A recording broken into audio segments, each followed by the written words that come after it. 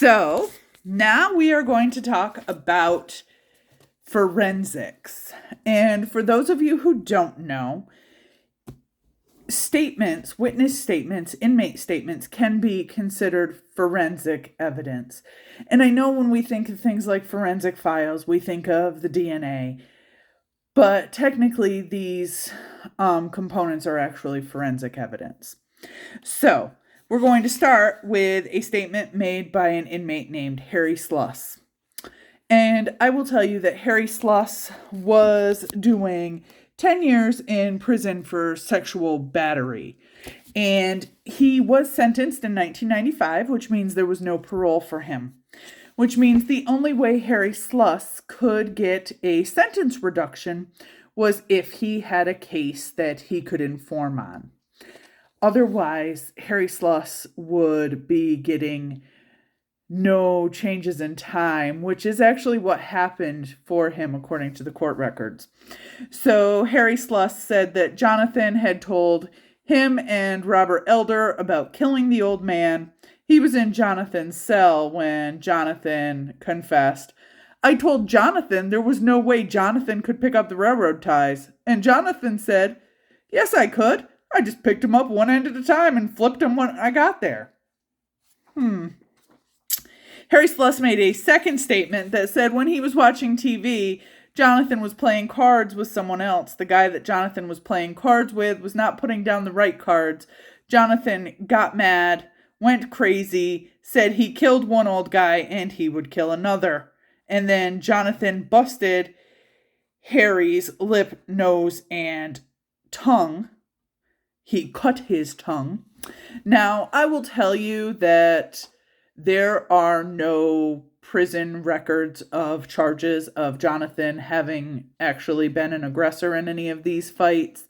And the inmates knowingly inciting these fights to get information is actually, that makes the information inadmissible according to this component of law called a Brady violation, in which inmates cannot be kind of coerced into causing fights and drama to get information to pass on to the attorneys and police. And I will tell you why I think that's the case in just a moment. But let's go back to Harry Sluss, who made yet a third statement, because Mr. Sluss really wanted to be involved. He again was with Mr. Elder, and Jonathan told he and Mr. Elder that he was guilty. Now, Mr. Elder, Mr. Sluss, and Jonathan are from the same neighborhood, but they were not the same age and did not know each other from outside. So I'm not really sure also what the incentive would have been for Jonathan to speak to them. But remember Mr. Sluss, because he is going to come back like a bad penny. Also, these supposed statements happened in November. So let's skip ahead so that we can tie this to Mr. Sluss. Mr. Sluss had a relative in the jail. And the relative in the jail was Mr. Terry Dennis Prophet. Now, Terry Dennis Prophet also made some statements. And Terry Dennis Prophet, he wasn't a bad guy like some of these other guys who made statements were. So I'm going to say that Terry Dennis Prophet, on the whole, is not a bad guy. He just was into some drug stuff and happened to be related to Mr. Sluss. So Mr. Prophet, who has an extensive history, but again, drugs, bad checks, really nothing major, says that he would see Jonathan fight with others in the cell blocks. He heard Jonathan tell people he fought with them, that he had killed one old motherfucker, and that he would kill them. Jonathan would put his hands on people in what I thought was a homosexual way. These people would get mad and a fight would start. Jonathan never picked on young people, just old men. If he thought that they would stand up to him, he wouldn't mess with you.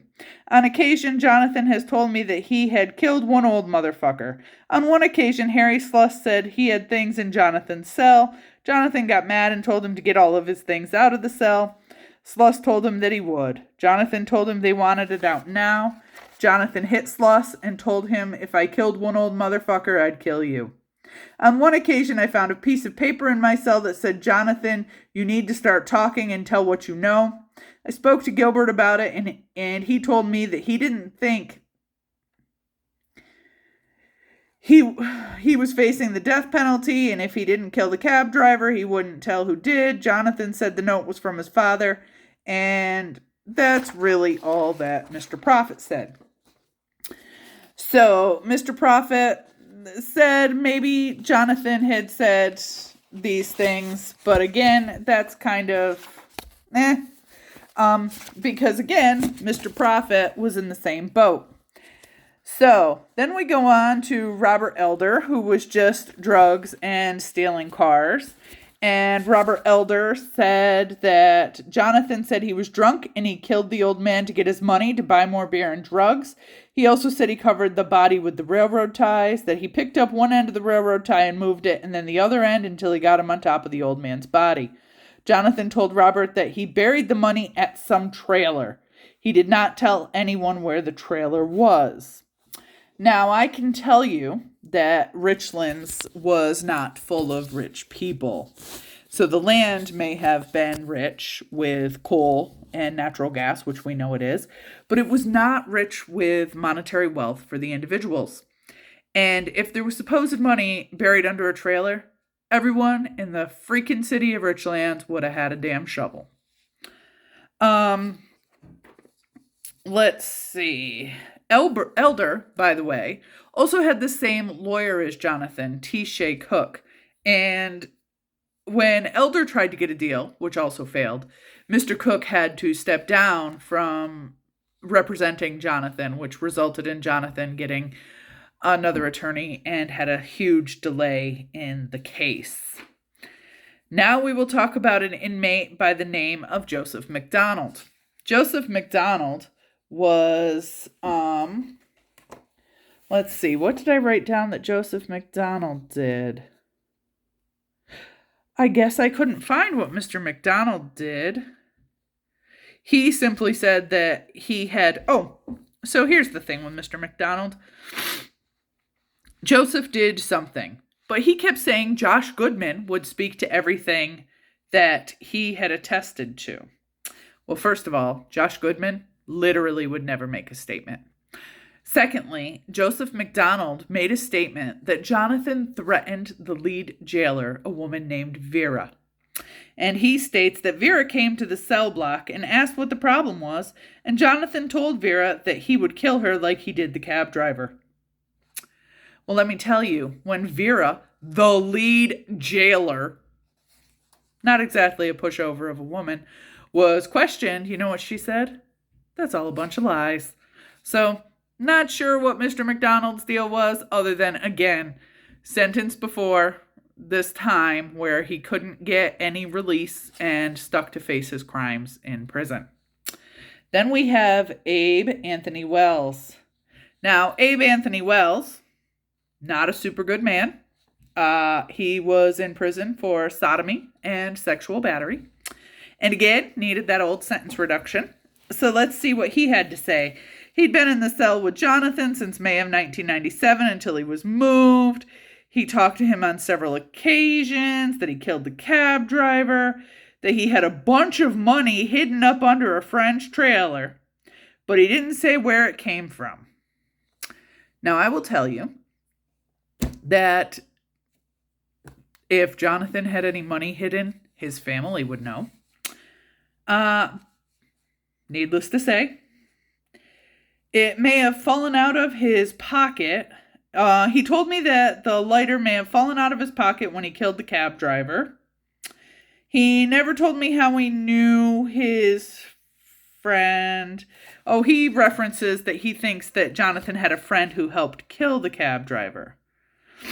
While we were in jail, Jonathan and Malcolm Dennis were heard in the jail. Malcolm had pinned Jonathan down, and Jonathan threatened him.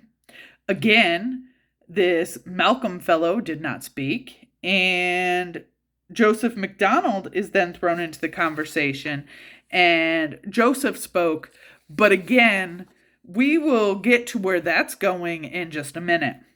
So then we have a statement from a Lancaster Johnson. And Mr. Johnson, also super not a nice guy. He's another sex offender who was in with Jonathan. And just almost word for word, these exact same statements.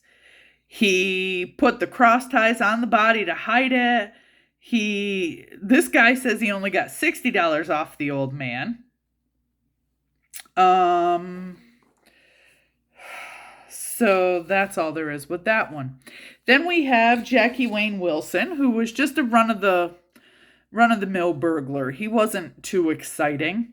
And he stated that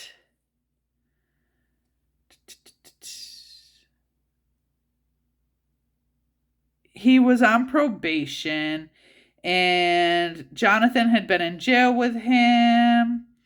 And Jonathan had talked about the murder. He admitted the facts of the murder. And they were never brought back up in a conversation.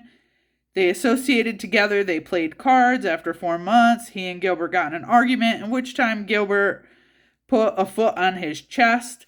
Now, let's also remember Jonathan is 18 and 155 pounds. All of these men are in their mid-20s, 30s, and 40s. I can't imagine any of us wouldn't be scared. But also, a lot of these events are really unrealistic if you've been inside a prison or a jail, because the COs can see the tapes everywhere. They know what's going on. They break up fights, and they have to write incident reports and charges. So the fact that Jonathan had no charges against him for all of these events and the other inmates did speak to the quality of these statements, which I will address again in just a minute. And then Michael Wayne Sarver. Michael Wayne Sarver was in prison for rape and sodomy, and he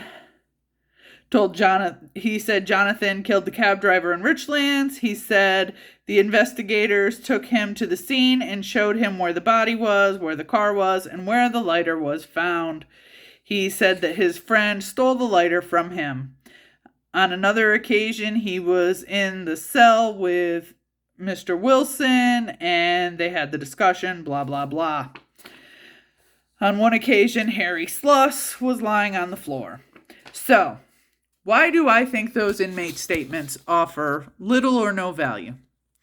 I'm not saying that inmates can't tell the truth. I'm not saying those gentlemen didn't tell the truth. What I'm saying is, those gentlemen, when questioned by the defense, refused to corroborate their own statements.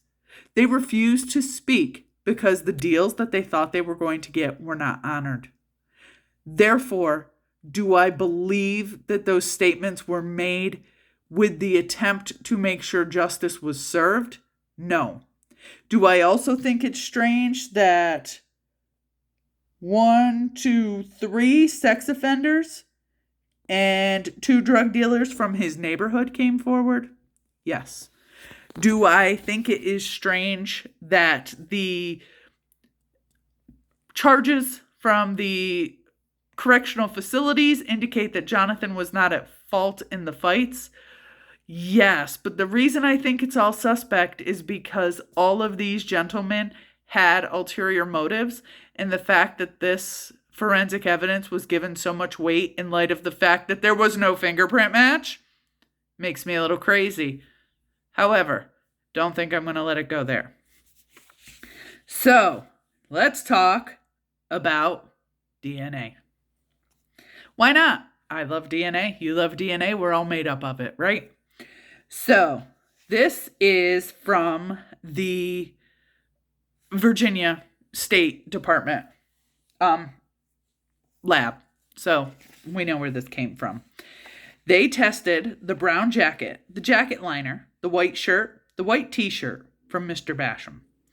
They took hair from him. They collected his fingernail clippings. They took Jonathan's black jeans and Jonathan's blue shirt. They took hair fibers from inside the vehicle, hair from inside the car, scrapings of the blood stains from the glove box, the swabs of the glove stains from the glove box. They took blood and hair from Jonathan.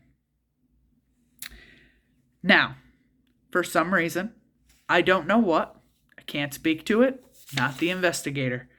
The brown jacket, jacket liner, white shirt, and white t-shirt were not examined by the state DNA. The head hair from Mr. Basham was not examined. Tests indicated the presence of blood on the fingernail clippings from Mr. Basham. Tissue was also present. The black jeans Jonathan wore, not examined. Tests indicated the presence of blood stains on the front of Jonathan's blue shirt. Hair and fibers were recovered. We'll get there. The hair or fibers from inside the vehicle, the carpeting in the car, and the scraping of the blood stain from the glove box were not examined. Okay. Tests indicate the presence of blood from the glove box. The blood from Jonathan has been preserved. So, I bet you want to know these DNA results. Now, I feel like once I tell you these DNA results, the rest of my story is going to lose all of its luster. But I think at this point I've led up to it. So, what do you want to know? The first thing you want to know is the murder weapon, the knife that was at the crime scene that did not contain Jonathan's fingerprints. Guess what it also did not contain? Any blood, fluid, fibers, hairs, anything. So, who cleaned the knife? Don't know, but they did a really good job, right? Maybe? I don't know. Where are we going? The DNA profile from the fingernail clippings of Mr. Basham were a match with his own. The swabs of the stain from the glove box is consistent with his DNA profile and different from the DNA profile of Jonathan Gilbert. Jonathan Gilbert is eliminated as a contributor of the DNA inside the cab. Okay. So things could have happened outside the cab. Never say never. Hair had not been tested at that point. So, the DNA profile from the fingernail clippings we know we've accounted for. The latent prints we've accounted for. Are you ready for the DNA report? I know, I'm just dragging this out because it's kind of fun for me. The DNA report shows definitively 100% the DNA on the victim, Albert Basham, does not 100% not match Jonathan Harvey Gilbert.